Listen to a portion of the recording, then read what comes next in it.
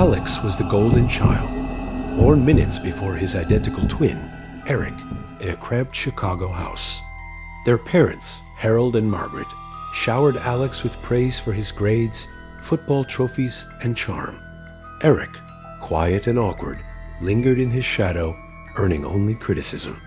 "Be more like your brother," Harold would snap. By their teens, the divide was vast. At 16, Eric vanished, leaving a note. "I'm done being invisible." Police searches yielded nothing, and his parents moved on quickly, as if erasing a mistake. Alex felt brief guilt, but thrived, becoming a top corporate attorney by 35, with a Lake Michigan condo, a fiancée named Sarah, and high-profile clients. Eric became a faded story. It began with letters. One autumn morning, a note slid under Alex's office door, typed in stark black. "Remember the treehouse? You pushed me, broke my arm. No accident." Only Eric knew that childhood fight. Alex dismissed it as a prank, but more arrived daily, relentless. "You stole my science fair project. You hid Dad's watch to shame me." Buried secrets resurfaced. Over dinner, Alex showed Sarah a note, hands trembling. "A sick joke," she said, eyes uneasy. But the attacks escalated. Alex's BMW was keyed with favorite scratched deep. Clients got anonymous calls. "Your lawyer's hiding something. Drop him." A tech CEO bailed mid-case, and Alex's firm issued warnings. Paranoia gripped him. He installed condo cameras, changed locks, hired a bodyguard. Then came the break-in door ajar. Alarm off, papers scattered. On his bed, a childhood photo of him and Eric, grinning.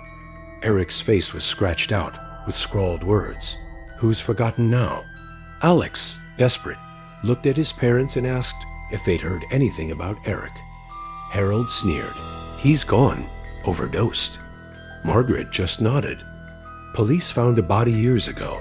We buried him quietly." Their eyes darted. Their story felt hollow. Alex pressed, but Harold snapped. "You didn't care then, too busy being perfect." Unconvinced, Alex hired Ruiz, a grizzled ex-cop turned PI, weeks later. Ruiz called from a psychiatric facility's records room. Found a man, Evan Reed. Admitted 5 years ago, same birthday. Looks like you. Schizophrenia. Rants about a twin stealing his life. Released 2 years back. Alex reeled. They said he was dead. Ruiz's voice darkened. "No death certificate. Your parents lied." Sleepless, Alex saw shadows move, heard whispers in vents. Another letter arrived. "I'm closer, watching you fall." Attached was a photo of him and Sarah dining, snapped from across the street. Ruiz traced Evan Reed to a seedy apartment near Alex's condo. "He's been watching you," Ruiz said, sending a grainy photo of a gaunt man, Eric's face, wild-eyed, outside Alex's office. The horror crested on a stormy night. Alex came back home and found Sarah tied to a chair, gagged, eyes wide with terror. In the kitchen stood Eric, knife glinting. "Hello, brother," he rasped. "Miss me?" Alex choked. "Why?" Eric's laugh was unhinged. "You took everything Mom and Dad's love, my life. The streets broke me. Hospitals, voices screaming your name. Now you'll be forgotten." Sarah whimpered as Eric lunged. Alex grabbed a lamp, swinging wildly. The fight was brutal fists, crashes, blood on walls. Twins clashed like warped reflections. Sarah broke free, seizing a vase to strike Eric, but it smashed Alex's head instead. He crumpled, vision blurring. Eric slammed Sarah against the counter.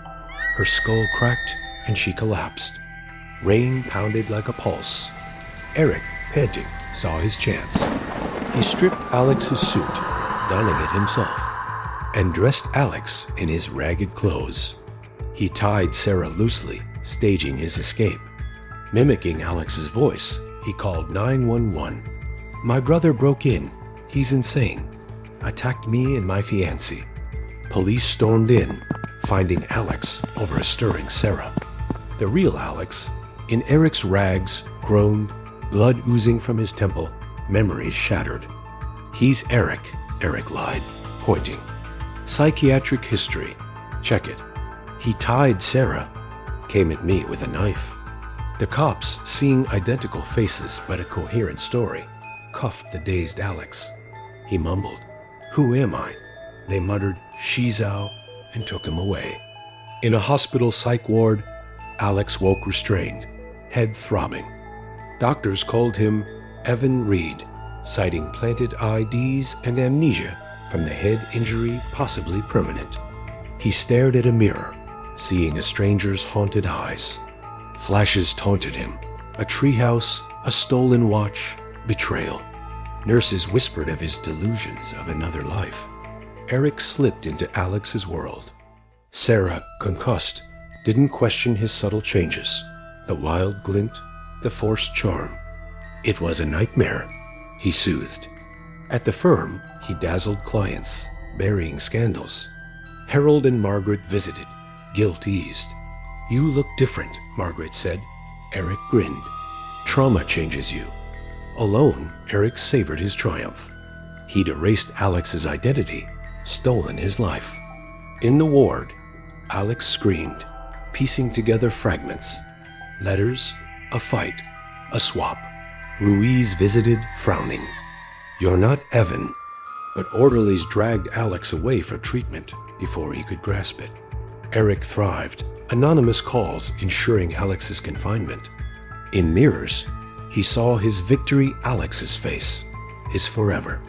The forgotten twin had risen, and the shadow would never fade.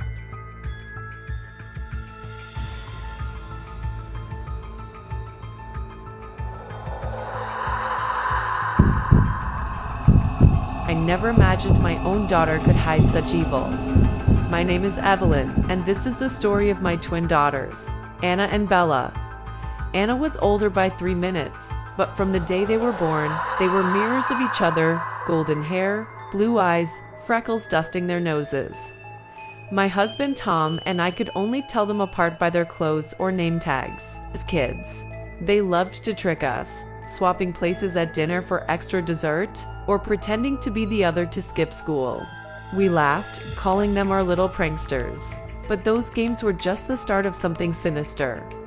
When they were 6, Bella fell off a swing and scraped her back. As I cleaned the wound, I saw it a tiny birthmark, a jagged star no bigger than a dime between her shoulder blades.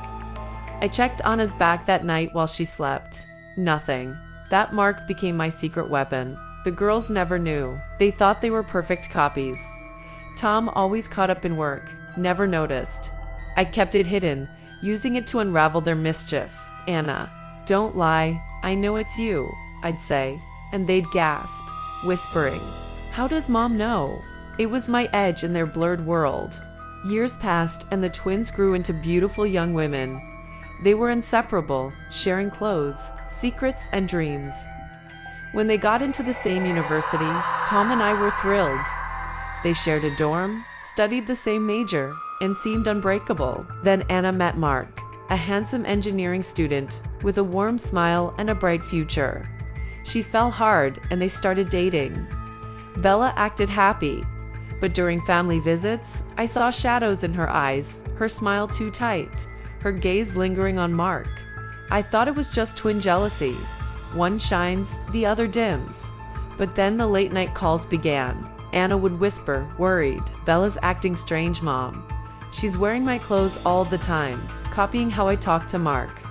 I told her it was nothing, just growing pains. Bella called too, her voice sweet, asking, "Is Anna happy with Mark? Mom, really happy?" I didn't think much of it. Mothers worry, but we don't always see the storm coming. One night at 3 a.m., the phone jolted me awake. University police. A fire had torn through the girls' dorm room. They said it was faulty wiring at first. Bella claimed she was at a coffee shop, working on a project. Anna, they said, was asleep inside, trapped by flames. Firefighters couldn't save her. Anna was gone, her body burned beyond recognition. But Bella lied to the police and to us. She said Bella died in the fire herself. Sobbing, she hugged me, saying, "Mom, I'm Anna. I survived."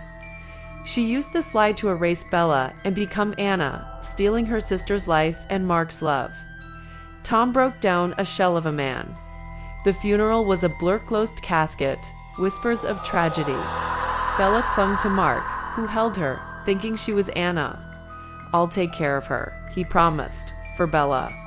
Afterward, Bella slipped perfectly into Anna's life. She styled her hair like Anna's, took her classes, joined her clubs. Mark, grieving, grew close to her, believing she was Anna. Soon, they were engaged. "Bella would want us to be happy," Bella said, her eyes shining, pretending to be Anna. Tom nodded, numb, but I felt a chill. The fire report came back: arson. Gasoline on Anna's bed, ignited with precision. Bella's alibi held. Coffee shop receipts, a barista's word. No motive, no suspects. Case closed, an accident. I tried to believe it. Bella stayed home before the wedding, and nightmares haunted me, flame screams, voices blending.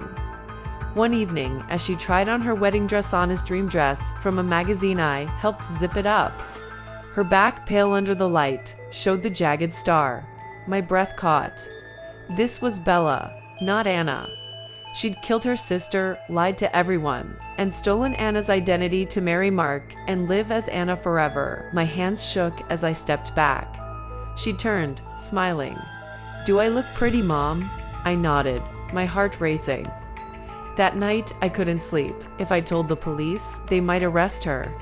The body was too burned for easy proof. Bella could go to prison, or worse, I'd lose both daughters, Anna to death, Bella to justice. Tom wouldn't survive. I'd be left with ghosts. The wedding was radiant, in our backyard under a clear sky. Bella, now called Anna by Al, glowed as she walked to Mark, who smiled, clueless. After the vows, I pulled her into the quiet kitchen. Her eyes met mine, calm but wary. "Bella," I whispered, her real name cutting the air. She froze, silent. The air grew heavy like before a storm. I saw fear in her eyes. She thought I'd expose her, but I didn't. I took her cold hand. "You've made a serious mistake," I said quietly, my voice shaking, "and I don't want to lose both my daughters." Her face paled. She knew I saw the birthmark, knew her secret, but she also knew I'd stay silent. We stood there, mother and murderer, bound by blood and secrets. 5 years later, Anna and Mark have a son, with golden hair and blue eyes. They visit often, and I play the doting grandma. But every hug feels like a litha. Invisible star burns through her shirt. At night, I hear whispers, Anna's voice, maybe begging for justice or my own guilt. The horror isn't the fire or the swap. It's the living lie, the monster I let walk free. Because a mother's love can be the darkest curse of all.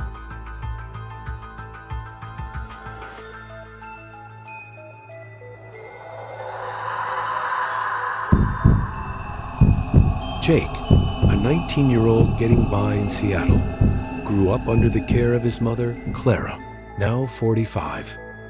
She'd raised him alone in a rundown apartment after they moved across town when he was 3. Life was tough. Clara worked long hours as a cleaner, and Jake helped with a part-time job at a supermarket, scanning groceries to cover bills. Clara never mentioned her twin sister, Rose, who'd vanished from their lives when the sisters were 29. Jake, too young to remember anything from that time, had no idea Rose existed, assuming Clara was his only family. One chilly evening, as Jake worked the register, a woman in her 50s approached. Her face mirrored Clara's, but her eyes burned with rage, lips set in a grim scowl. She bought canned beans and a bottle of whiskey, paid in cash, and left without a word. Her glare sent a shiver through Jake, like she knew something he didn't. He brushed it off, unsettled. Days later, she returned, her anger sharper. As Jake handed her change, he said, "You look so much like my mom. It's weird." She froze, then gave a tight, creepy smile. "Do I?" she muttered, voice rough like Clara's, but colder, meaner. She slipped into the dusk, leaving Jake's heart racing. At home, over mac and cheese, Jake told Clara, "Mom, I saw a woman at work who's your spitting image." Clara's plate slipped, her face whitening. She stared at the table, silent, then whispered, "Don't talk about it, Jake." Her eyes, wide with fear, hinted at a buried secret, chilling the room. Soon, Jake felt hunted. After late shifts, footsteps trailed him through Seattle's foggy streets. Shadows shifted in alleys, gone when he looked. One night, near his bus stop, he saw her Clara's figure, but with that hateful stare watching from across the road. Jake bolted home, pulse hammering, nightmares of twins swapping faces haunting his sleep. Clara saw his fear. "Quit that job," she urged, voice shaky. "It's not safe at night." Jake gave notice, but the stalking grew worse. Daytime brought glimpses, a woman tailing him to the library, vanishing around corners. Sleep became a battleground of dread, visions of doubles lurking. The horror erupted on a stormy night. Rain lashed the apartment as Jake scrolled his phone. A loud crash shattered the silence. He snatched a baseball bat and tiptoed into the living room. The front window was shattered, rain pooling on the floor. There stood Rose, soaked, eyes wild with fury, Clara's face twisted into a snarl. "Jake," she hissed, advancing. "I'm your real mom. Clara took you when you were 3. Jake's knees buckled, nearly giving out. "No way!" he shouted, his hand trembling like crazy. Just then, Clara burst in, eyes wide with fear. "Rose, get out!" The twins collided, years of rage exploding. Rose screamed, "You called me a monster, had me caged."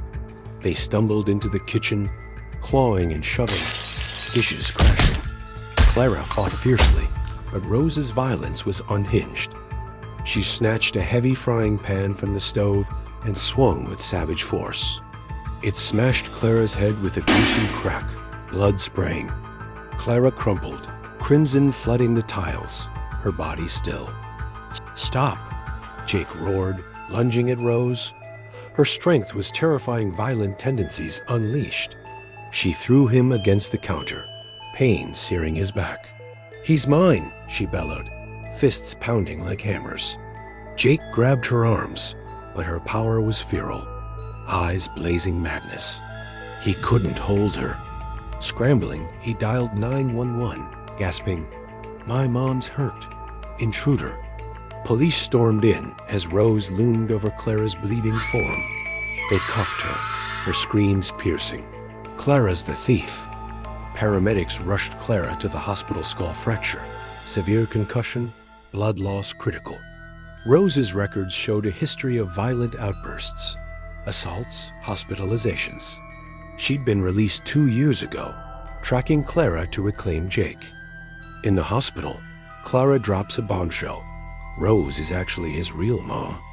Clara had taken him at 3, after Rose's violence, beating Clara in jealous rages, threatening Jake with reckless fury, made her fear for his life. Clara forged papers, fled to give him safety. Clara woke, head wrapped, voice weak. "I'm sorry, Jake," she said, tears falling. Rose's violent tendencies were dangerous. "She attacked me, nearly hurt you as a toddler. I took you to keep you safe, give you a stable childhood. If you'd stayed with her, you'd have lived in fear." She paused, eyes heavy with guilt. "Choose now, go to Rose, or stay with me." Rose was locked in a psychiatric hospital, undergoing intensive treatment meds, therapy for her violent impulses. Jake visited. Her gaze softened, but anger flickered. "I wanted my boy," she whispered, hands twitching. Jake's heart tore. Rose's brutality the pan, her overpowering strength terrified him. Clara gave him love, a home, despite her lie. "I'm staying with you," Jake told Clara, gripping her hand. "But I'll visit Rose, help her get well." Clara nodded, relief mixing with shame. Their home now, but fear clings. Jake bolts doors, jumps at shadows, dreading Rose's release. Clara flinches at loud sounds, her scars a grim reminder. Rose's letters from the hospital start gentle, then sharpen with rage. Jake sees her face in Clara's sometimes, a violent echo. Caught between mother's one protector, one storm, he wonders if the twins' hate will ever let him go.